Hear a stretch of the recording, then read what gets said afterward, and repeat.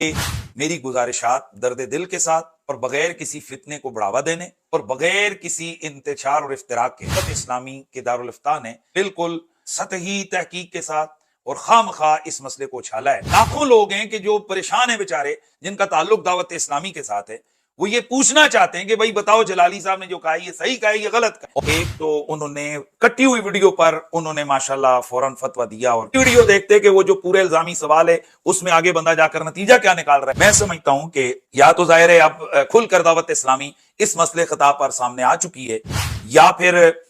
حسان اتاری صاحب کی ذاتی کوئی بہت جذباتی چیزیں پچھلے 3.5 سال جو نبی پاک صلی اللہ علیہ وسلم کی بیٹی کو سٹیجوں پر خطا پر کہا جاتا رہا، اس پر تو دارالفتاح حرکت میں نہ آیا۔ دعوت اسلامی کے مفتیوں سے کچھ سوالات ہیں۔ بکر حضرت مولا کائنات مولا علی پاک کے لیے کہتا ہے کہ انہیں رسول اللہ کا بھائی نہیں کہنا چاہیے۔ میرا دارالفتاح سے یہ سوال ہے کہ بتائیے کہ کیا بکر کا یہ کہنا درست ہے، اور اگر یہ غلط ہے تو کیا بکر نے نبی علیہ السلام کی درجنوں احادیث کا انکار نہیں کیا؟ تو کیا دارالفتاح اہل سنت بکر کے لیے سطحی علم رکھتا، ہوائی باتیں کرتا، علم حدیث سے ناشنا، کتب حدیث کے مطالعہ سے معروم، فہم دین سے فارغ اور علم الحدیث اور علم العقائد سے جاہل کے الفاظ استعمال کرے گا یا نہیں کرے گا؟ دارالفتاح اپنا موقف واضح۔ بسم اللہ والصلاۃ والسلام علی رسول اللہ۔ معزز ناظرین، مسئلہ خطا کے حوالے سے اہل سنت و جماعت کے مابین پچھلے 3.5 سالوں سے جو باہم منازعات، افتراق، انتشار کی کیفیت ہے، یہ کسی سے ڈھکی چھپی نہیں ہے، اور اس حوالے سے اہل سنت و جماعت کی بہت ساری جو مذہبی شخصیات ہیں اور بہت ساری جو تنظیمیں ہیں تو وہ خاموش رہی تھیں، جن میں دعوت اسلامی سر فہرست ہے، اور ان کا یہ موقف تھا کہ بھئی یہ جو اہل سنت و جماعت کے مابین افتراق اور انتشار کے جو مسائل ہیں تو دعوت اسلامی چونکہ چاہتی ہے کہ وہ دین کا کام اپنے آرام سے کرے تو ان بحث و تمیز میں خود کو نہیں ڈالتے ہیں۔ یہی وجہ ہے کہ پچھلے 3.5 سالوں سے باوجود اس کے کہ دارالفتاح اہل سنت جو دعوت اسلامی کا ایک شعبہ ہے اس سے اس مسئلے خطاب پر بارہا فتویٰ حاصل کرنے کی کوشش بھی کی گئی، لیکن دارالفتاح کے جو مفتیان تھے ان کی طرف سے ایک ہی موقف سامنے آیا کہ ہم یہ چیز تحریری طور پر نہیں لکھ کے دے سکتے کہ اس سے مزید باہم افتراق اور انتشار پھیلے گا، اور جو دعوت اسلامی ہے اس کی اپنی تنظیمی جو ساکھ ہے وہ بھی متاثر ہوگی۔ بہت ساری حکمتیں ہوتی ہیں کہ جن کی وجہ سے بہت ساری شخصیات، بہت سارے مفتیان اعظام، بہت ساری تنظیمیں ہر سوال کا جواب وہ نہیں دیتی۔ آپ اسی کو لے لیجئے، اہل سنت و جماعت کا روافظ کے حوالے سے، شیعہ، دیوبندی، وہابی حضرات کے حوالے سے بڑا واضح سا موقف ہے، لیکن پاکستان کے کسی بھی دارالفتاح سے جا کر آپ سوال کریں کہ وہ شیعہ کے حوالے سے، دیوبندیوں کے حوالے سے یا وہابیوں کے حوالے سے اپنا موقف فتوے کی صورت میں وہ لکھ کر دیں تو میں ذمہ داری سے کہوں گا کہ آج کل جو قانونی پاکستان کے اندر قباحت ہیں ان کو سامنے رکھتے ہوئے کوئی بھی مفتی اور کوئی بھی دارالفتاح اہل سنت وہ لکھ کر نہیں دے گا۔ اب ظاہر ایک موقف سب کا ہے، لیکن وہ تحریری طور پر ایک مجبوری کی وجہ سے نہیں لکھ کر دیا جا سکتا۔ یہی ایک وہ چیز ہے جسے سامنے رکھتے ہوئے ہم نے اس عذر کو دعوت اسلامی کے مفتیان اعظام کی طرف سے جو پیش کیا گیا اس کو ہم نے قبول کیا کہ بھئی ٹھیک ہے، ضروری نہیں ہے کہ ہر چیز لکھ کر دی جائے۔ تاہم جو پچھلے دنوں سے ہمارے مابین جو جلالی حضرات اور میرے مابین ہماری یہ جو بحث چل رہی تھی اس مسئلہ خطا کو لے کر، تو اس میں نے جو ایک الزامی سوال ان لوگوں پر کیا تھا، اور وہ میرا الزامی سوال بھی ان کے ایک بنائے ہوئے اصول کی وجہ سے تھا کہ پہلے ان لوگوں نے کہا کہ بی بی پاک سے خطا ہوئی، پھر کہا کہ وہ غلطی پر تھیں، پھر کہا کہ نہیں وہ خطائی تعدی ہے۔ جب یہ ان کی گرفت کی گئی کہ بھائی جب بی بی پاک کا وہ عمل قرآن کے ظاہری عموم کے مطابق تھا اور صحابہ کرام کا اجماع علماء نے لکھا ہے کہ ان کا وہ عمل درست تھا، اور حضرت ابوبکر صدیق رضی اللہ تعالی عنہ کا وہ عمل بھی حدیث کے مطابق بالکل درست تھا، تو ان دونوں ہستیوں میں سے کسی ہستی کو خطا پر کیسے کہا جا سکتا ہے؟ اور خطائی تعدی ویسے تو صفت مدح ہوگی، لیکن یہ ہر جگہ صفت مدح نہیں ہے۔ اگر کسی سے خطا سرزد ہوئی ہو تو اس کی تعویل خطائی تعدی سے کریں، پھر تو یہ صفت مدح ہے، لیکن اگر خام خواہ کسی کے لیے کہہ دیا جائے کہ جی اس سے خطائی تعدی ہو گئی تو یہ اس کے لیے صفت مدح نہیں ہے۔ اس حوالے سے ان کا ایک اصول سامنے آیا تھا کہ نہیں، اگر کسی نے نبی ہو، ولی ہو یا کوئی بھی ہو، کسی نے کچھ بھی نہ کیا ہو تو اگر کہہ دیا جائے کہ بھائی اس سے خطائی تعدی ہوئی ہے تو یہ اس کی کوئی بے ادبی نہیں ہے۔ اور میرا دعویٰ ہے کہ اگر خطا اجتہادی نہ بھی ہو پھر بھی منسوب کر دی جائے تو کوئی عیب نہیں ہوتا، یہ عیب ہے ہی نہیں۔ اور یہ کیسا اصول ان جلالی صاحب کے متعلقین کی طرف سے سامنے آیا تھا کہ اگر اس کو درست مان لیا جائے تو پھر تو استغفر اللہ معاذ اللہ، دنیا میں کسی کی عزت محفوظ نہیں کہ پہلے کہہ دیا جائے جی فلاں بندہ غلطی پر ہے، خطا پر ہے، بعد میں کہا جی نہیں صفت مدح ہے خطائی تعدی، ہم نے تو خطائی تعدی کا قول کی ہے۔ تو اس پر میں نے ایک الزامی سوال ان لوگوں سے کیا تھا، ان کے بنائے ہوئے اصول کو سامنے رکھ کر، اور الزامی سوال ہمیشہ اہل علم کو معلوم ہوتا ہے کہ وہ کسی بندے کا اپنا موقف نہیں ہوتا۔ اس طرح اعلیٰ حضرت فاضل بریلوی نے دیابنہ اور وہابیہ کا جو ایک اصول جو ان کی کتابوں سے مترشح تھا کہ تمام جو قبائح ہیں وہ تحت قدرت باری تعالیٰ ہیں، اس کو سامنے رکھتے ہوئے اعلیٰ حضرت نے الزامی طور پر کہا تھا کہ پھر اگر یہ بات ہے تو تمام قبائح کے اندر تو زنا، لواطت اور ساری چیزیں آتی ہیں، تو پھر تو تمہارا خدا وہ ہے جو لواطت، زنا اور یہ ساری چیزیں کرتا ہے۔ اس پر پچھلے 100 سالوں سے دیوبندی اور وہابی حضرات کی طرف سے اعلیٰ حضرت کی کردار کشی کی جاتی رہی کہ جی یہ دیکھو جی انہوں نے اللہ تعالیٰ کی توہین کی، اور یہ اہل علم کے علم ہے کہ یہ بہرحال سنت ان کو جواب دے چکے کہ بھئی اعلیٰ حضرت کا اپنا موقف نہیں تھا کہ اللہ تعالیٰ ایسا کر سکتا ہے، تمہارے اصول کے مطابق انہوں نے الزامی طور پر تمہیں یہ کہا تھا تاکہ تمہیں احساس ہو کہ تمہارے لوگوں نے یہ کتابوں میں کیا لکھا ہے۔ تو اسی طرح سے میں نے ان کے بنائے ہوئے اصول کو سامنے رکھتے ہوئے، اور یہ جو انہوں نے روزانہ شور ڈالا ہے کہ جی بی بی پاک خطائی تعدی پر تھیں، ہمارا یہ موقف ہے بی بی پاک خطائی تعدی پر تھیں، اور اگر ان کے لیے خطائی تعدی کا قول کر دیا جائے تو اس میں کوئی ان کی بے ادبی نہیں، تو میں نے ان کے سامنے رکھا تھا کہ بھائی اگر کوئی بندہ یہ کہہ دے کہ حضرت سیدنا ابوبکر صدیق رضی اللہ تعالی عنہ نے یہ جو بی بی پاک کو انکار کیا تھا فدق کے معاملے میں، تو وہ خطا پر تھے، اور اس پر جس طرح شیعہ حضرات کا موقف ہے جو ان کے بنائے ہوئے اصول ہیں کہ جی چونکہ اس حدیث کے راوی جو ہے نا حضرت ابوبکر صدیق اکیلے ہیں اور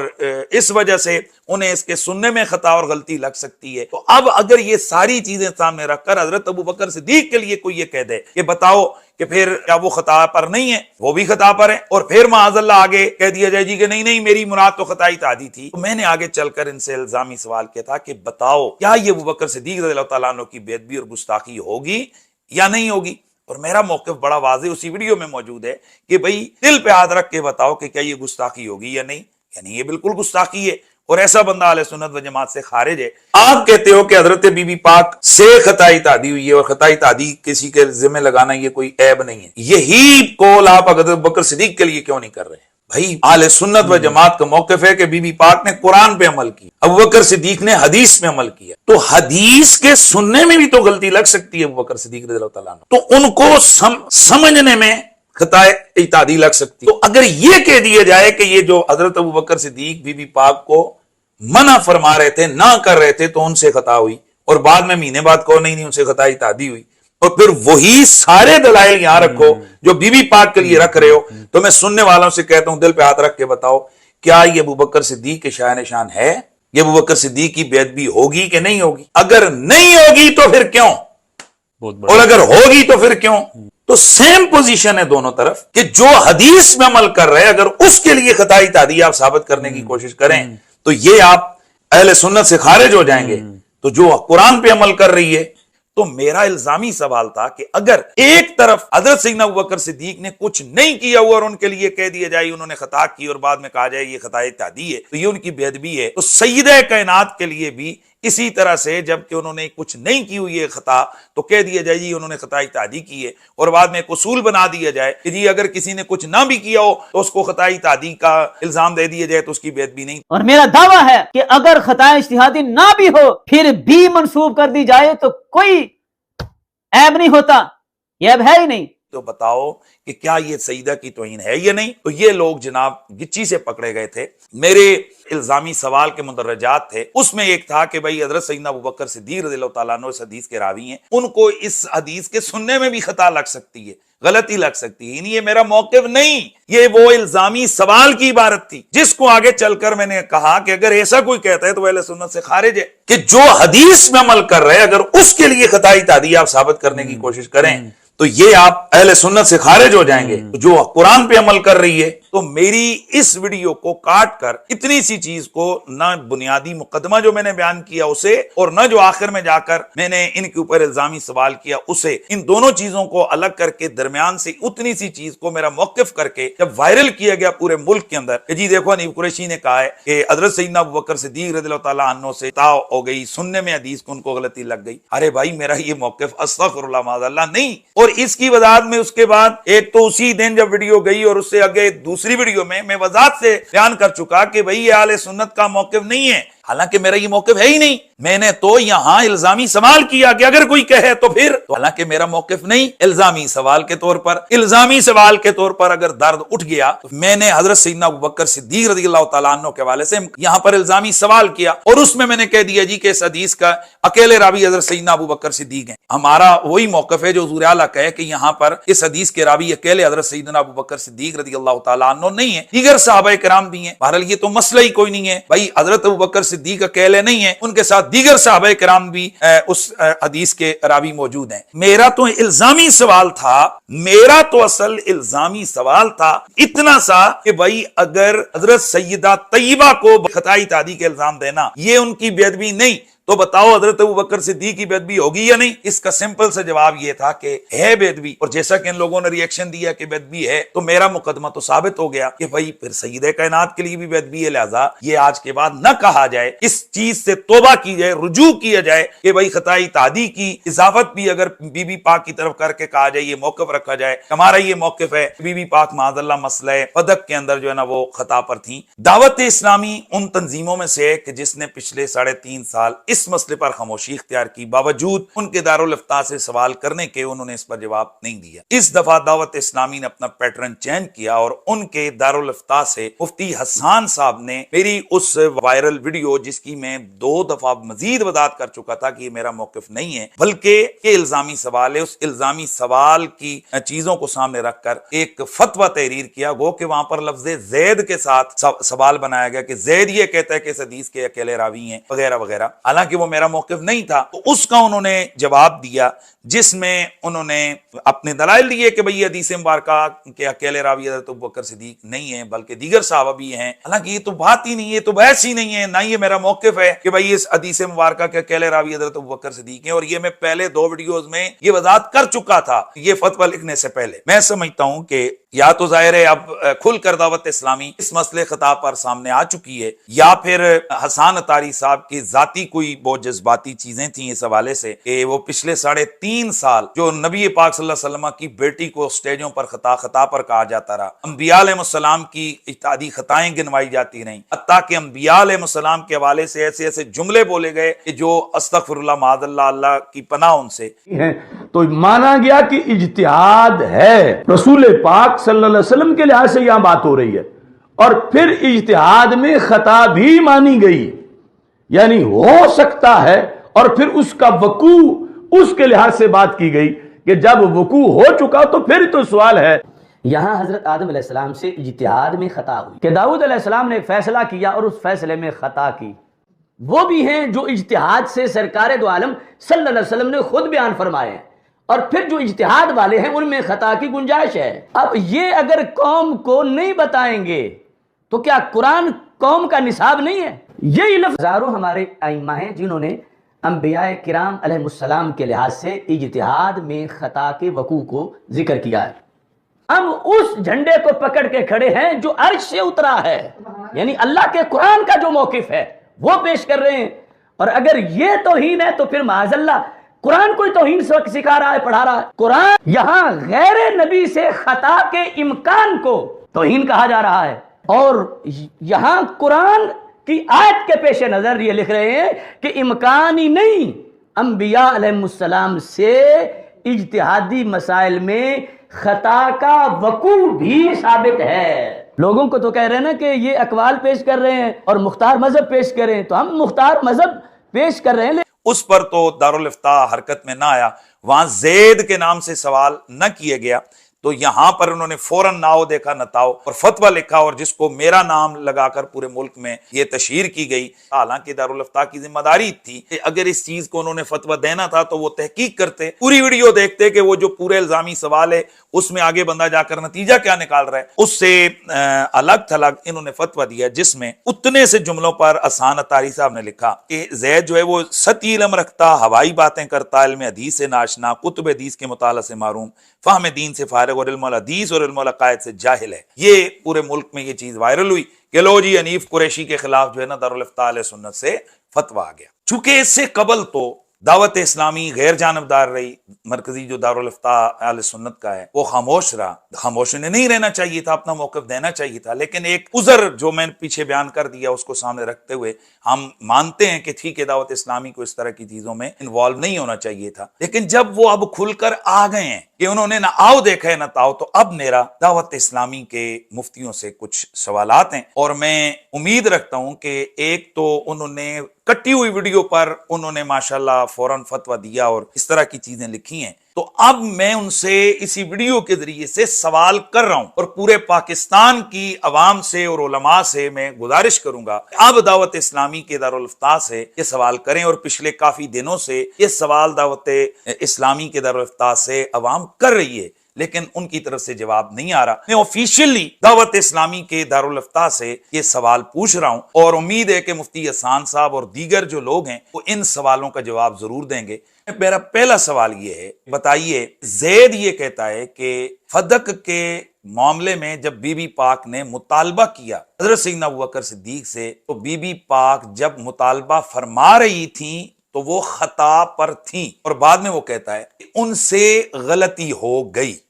यानी ये फरमाया कि मसला बागे फदक में ये रवाफिज तुम दलील ना बनाओ कि मासूम थी तो मांगना ही हक की दलील है। फलानी खता का इम्कान था और खता पर थी, जब मांग रही थी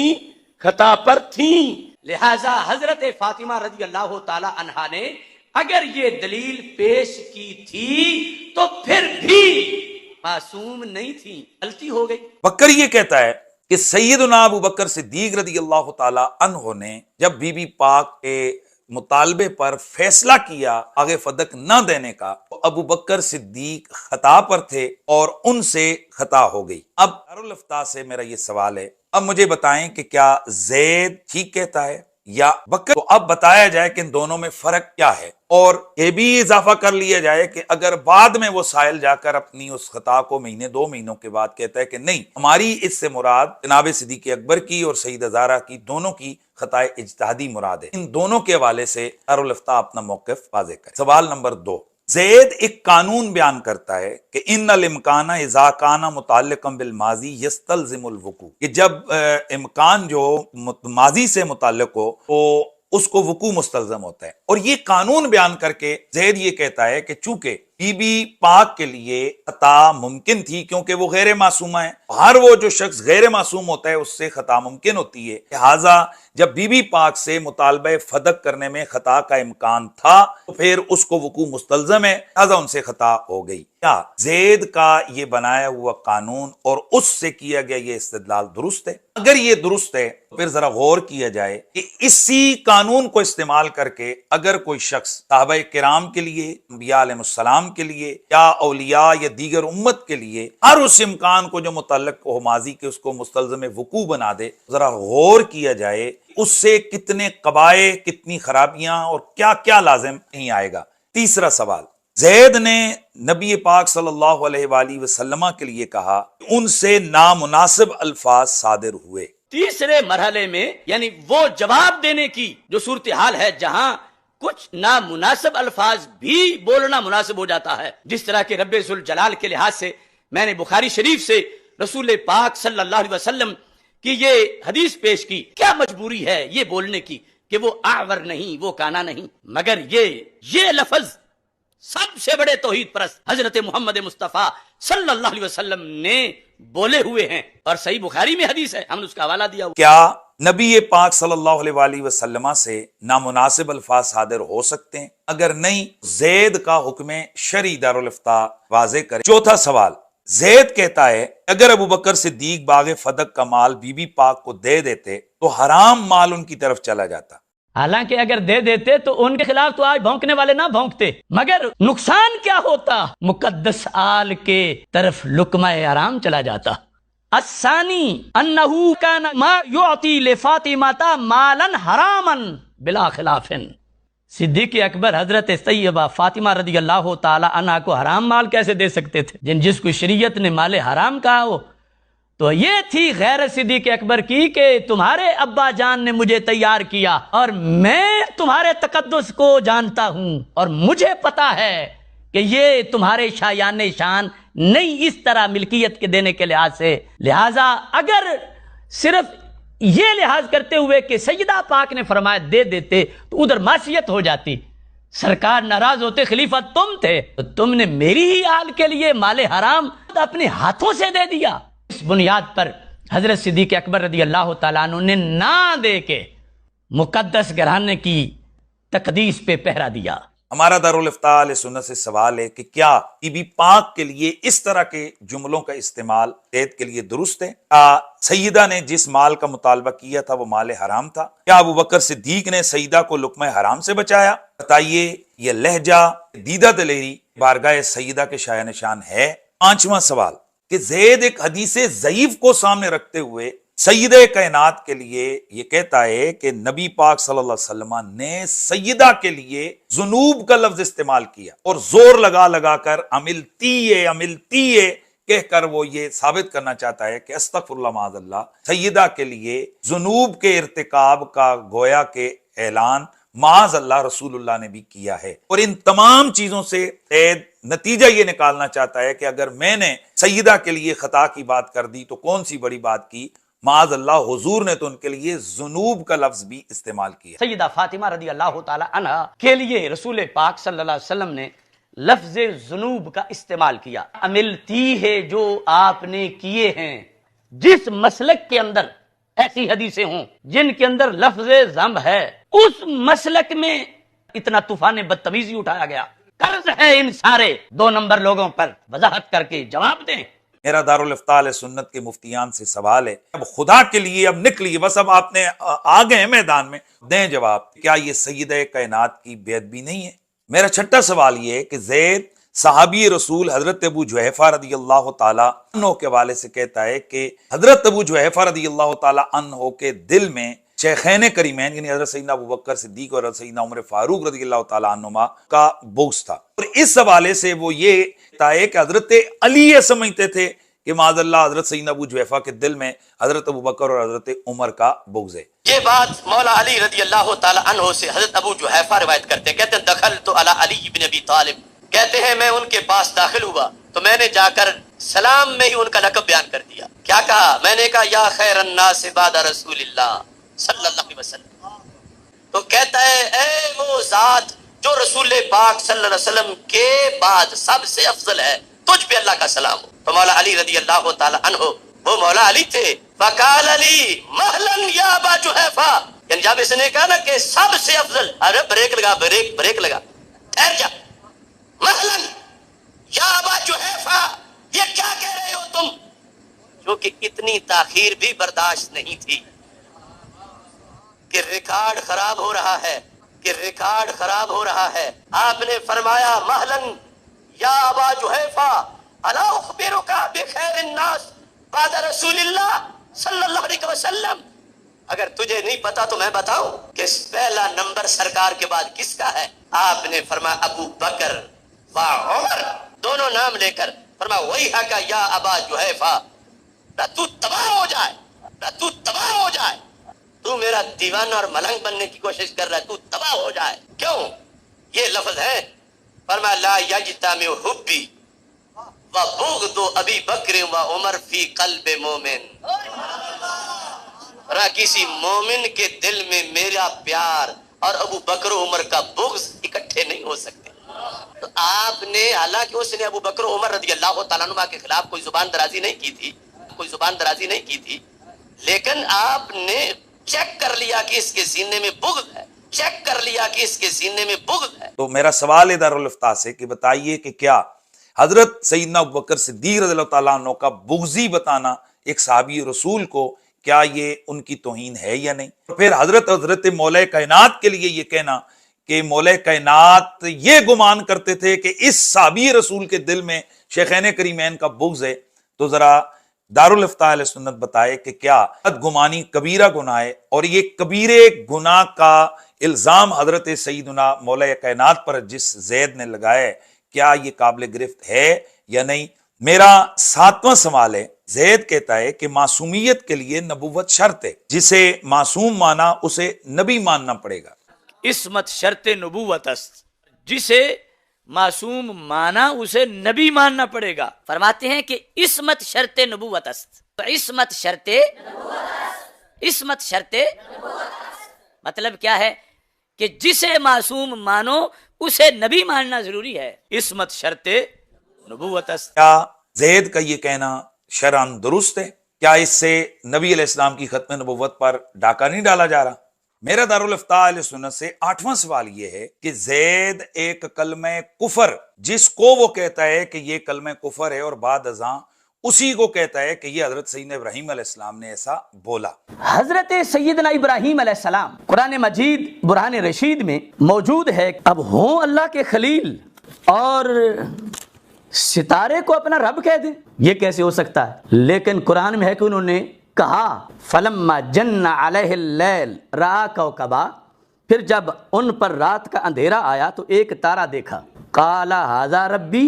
अब हाजा किस पर बोला? सितारे पर।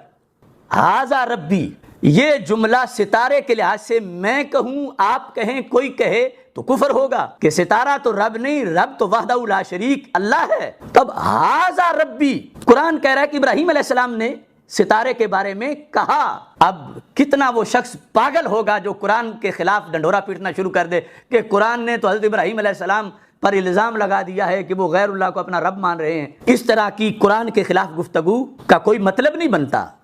गलत है ये गुफ्तगू कुरान पर इल्जाम लगाना। हाजा रब्बी है, कहा है हज़रत इब्राहीम अलैहिस्सलाम ने। तो बताया जाए कि क्या जैद का ये इस्तिदलाल और जैद का ये कहना ये दुरुस्त है? 9वां सवाल ये है कि बकर हजरत मौला कायनात मौला अली पाक के लिए कहता है कि उन्हें रसूलुल्लाह का भाई नहीं कहना चाहिए। नंबर 4, तुम दुनिया और आखिरत में मेरे भाई हो। ये प्यारे आका सल्लल्लाहु तआला अलैहि वसल्लम की बेहद शफकत मौला मुश्किल कुशा पर है कि इन्हें अपना भाई कहा, लेकिन हम नहीं कह सकते कि अली नबी भाई भाई, प्यारे आका सल्लल्लाहु अलैहि वसल्लम और अली भाई भाई, ये हम नहीं कह सकते। हालांकि रसूलुल्लाह सल्लल्लाहु अलैहि वसल्लम ने हजरत मौला कायनात को अपना भाई कहा, या अली अंताखी फिद दुनिया वल आखिरा, और खुद मौला कायनात ने भी रसूलुल्लाह सल्लल्लाहु अलैहि वसल्लम को अपना भाई कहा, अना अब्दुल्लाह व अखू रसूलुल्लाह। और अकाबरीन उम्मत तवातुर से हजरत मौला अली के अलकाबात में से अखी रसूलुल्लाह का ये लक़ब इस्तेमाल करते रहे। मेरा दारुल इफ्ता से ये सवाल है कि बताइए कि क्या बकर का ये कहना दुरुस्त है? और अगर ये गलत है तो क्या बकर ने नबी अलैहिस्सलाम की दर्जनों अहादीस का इनकार नहीं किया? तो क्या दारुल इफ्ता अहले सुन्नत बकर के लिए सती इल्म रखता, हवाई बातें करता, इल्म हदीस से नाशना, कुतुब हदीस के मुताला से मारूम, फहम दीन से फारिग और इल्मुल हदीस और इल्मुल अकायद से जाहिल के अल्फाज इस्तेमाल करेगा या नहीं करेगा? मेरा दारुल इफ्ता अहले सुन्नत से 10वां सवाल ये है कि बकर ने एक साहबी रसूल हजरत सैयदना जैज ग़िफ़ारी रज़ियल्लाहु ताला अन्हु की कई कुतुब के अंदर शदीद तरीन गुस्ताखी और तौहीन की और लिखा कि उनके लिए कि वो बदनसीब और खबीस शख्स, यानी उनको बदनसीब और खबीस और नफ्स शख्स करार दी। बकर की जब इसकी तरफ तवज्जो दिलाई गई तो बकर के एक मुरीद ने सिर्फ उस चीज की वजाहत कर दी। क्या बकर के लिए साहबी रसूल की ये सरी बेदबी और गुस्ताखी करने पर तौबा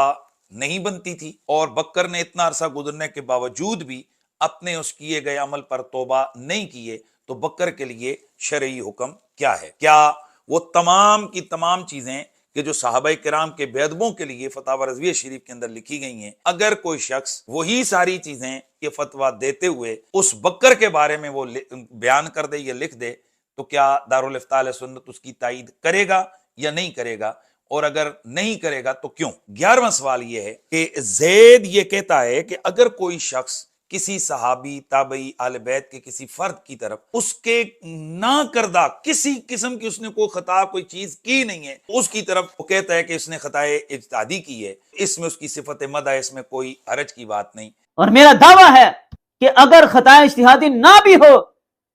फिर भी मंसूब कर दी जाए तो कोई ऐब नहीं होता, ये अब है ही नहीं। क्या दारुल इफ्ता अहले सुन्नत इस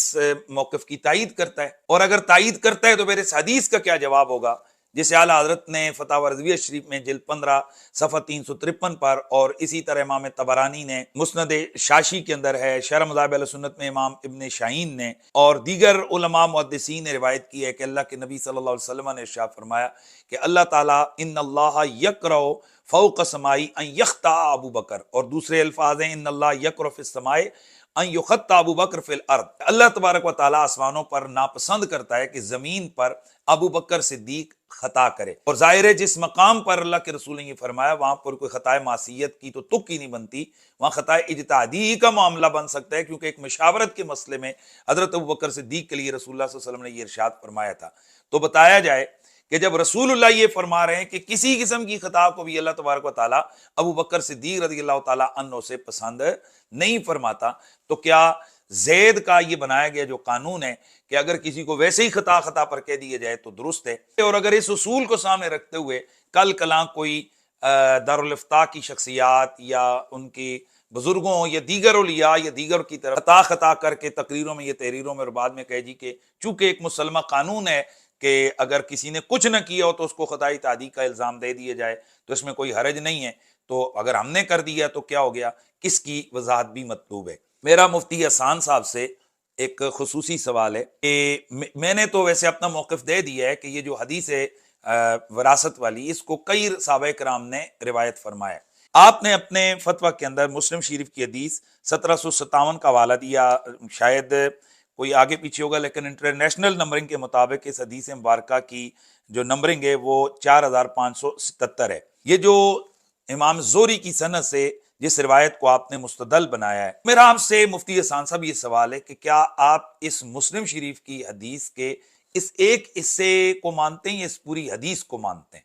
और अगर आप पूरी हदीस को दुरुस्त तस्लीम करते हैं तो जरा मेहरबानी फरमाकर इस पूरी हदीस मुबारका का तर्जमा और तशरीह आप किसी फतवे में फरमा दीजिए या अपनी किसी गुफ्तगू में उसको भी जरा वाज़ेह तौर पर बयान फरमा दीजिए। और फिर ये भी बताइए कि मेरा तो ये इल्ज़ामी सवाल था और वो जो आले तशय्यो का मौक़िफ़ था वो सामने रख कर कि भई अगर कोई इल्ज़ाम लगाए हज़रत अबू बकर सिद्दीक पर कि उनसे ख़ता हुई है और वो दलील ये दे कि उनको हदीस सुनने में गलती लग सकती है क्योंकि वो अकेले रावी हैं, तो आपने ये मज़कूरा अल्फाज मेरे लिए इस्तेमाल किए, तो मेरा आपसे ये सवाल है कि ये मेरा मौक़िफ़ तो है ही नहीं है कि इस हदीस के रावी जो है ना वो अकेले अबू बकर सिद्दीक हैं, लेकिन मेरा ये सवाल है कि अगर कोई मुहद्दिस इस तरह का कौल कर दे और वो कहे कि इस हदीस मुबारका को मरकजी तौर पर पहले हजरत अबू बकर सिद्दीक ने रिवायत की है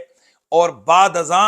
हजरत अबू बकर सिद्दीक से हजरत उमर, हजरत अबू हुरैरा, हजरत सईदा आयशा और दीगर ने रिवायत की है और उसकी वो तसरीह भी करे, क्या तो अहले सुन्नत का जो मुहद्दिस आलिम है उसके लिए भी आपके वो 6 अल्फाज होंगे या नहीं होंगे? मेरे अगर इल्ज़ामी सवाल पर वो 6 अल्फाज आपने जो इस्तेमाल किए हैं तो क्या वो मुहद्दिस के लिए भी आप इस्तेमाल करना पसंद करेंगे या नहीं करेंगे? आप पहले इसका जवाब दीजिएगा, इंशाअल्लाह फिर मैं वो मुहद्दिसीन आपके सामने रखूंगा कि जिन्होंने इस हवाले से तसरीह भी की हुई है कि मरकजी तौर पर इब्तिदान हजरत अबू बकर सिद्दीक ने रसूलुल्लाह से सुना और बाद अज़ां सहाबा ने, कई सहाबा ने उनसे सुना। तो ज़रा आप बताइएगा कि अगर एक मुहद्दिस पूरी तसरीह करके ये लिखता है तो उसके लिए आप ये अल्फाज इस्तेमाल करेंगे या नहीं करेंगे? कि मेरी गुजारिशात दर्द दिल के साथ और बगैर किसी फितने को बढ़ावा देने और बगैर किसी इंतशार और इफ्तिराक के हैं। मैंने बहुत सारी वो शख्सियात के जिनका मरकज़ दावत इस्लाम के साथ ताल्लुक़ है, मुफ्ती साहब के फतवा आने के मुत्तसिल बाद उनसे रब्ता किया था। ये दावत इस्लामी के दारुल इफ्ता ने बिल्कुल सतही तहकीक के साथ और खामखा इस मसले को उछाला है, लिहाजा इसकी वजाहत कर दी जाए। मैंने पूरा एक हफ्ता इस हवाले से इंतज़ार किया और उसके बाद अब ये मैंने आपके सामने सवाल रखे हैं, तो अब उम्मीद है कि आप खुलकर आ गए, तो अब दावत इस्लामी अब फैसला कर ले कि उसने कहाँ खड़ा होना है। और अब देखें ना, वैसे भी लाखों लोग हैं कि जो परेशान हैं बेचारे, जिनका ताल्लुक दावत इस्लामी के साथ है, वो ये पूछना चाहते हैं कि भाई बताओ जलाली साहब ने जो कहा है ये सही कहा है या गलत कहा है, क्या बीबी पाक को हम खता पर कह सकते हैं कि नहीं कह सकते हैं? ये जो मेरे सवालात हैं आप खुलकर इनका जवाब दें। माशाल्लाह अपना मौक़िफ़ बहरहाल दावत इस्लामी अब सामने लेकर आए, अब खुल के फिर बात हो जाए। अब जो पर्दा तो वो है जो आपने उठा दी है, तो अब फिर खुलकर माशाल्लाह अपनी ज़ियारत चेहरे की करवाएं पूरी कौम को, ताकि उसके बाद फिर आगे इस सिलसिले को बढ़ाया जाए।